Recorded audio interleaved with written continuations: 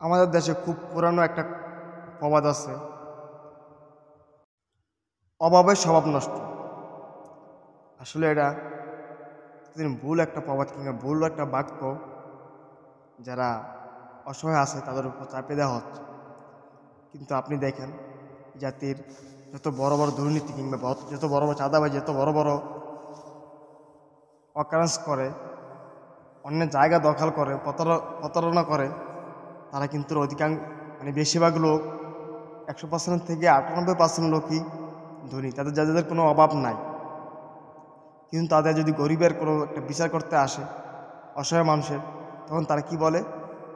অভাবের স্বভাব নষ্ট। অথচ তারা তার চেয়ে অনেক অনেক অনেক বড় বড় দুর্নীতি করে, অনেক বড় বড় মানুষকে ঠকায় কিংবা এক কথা চুরি ডাকাতি করে। তারাই যখন সমাজের সাধু সাধু দরবার হইয়া মজলুমের দরবার করতে আসে বা এলাকায় সালিশ বসে, তখন তারাই বলে যে অভাবের স্বভাব নষ্ট।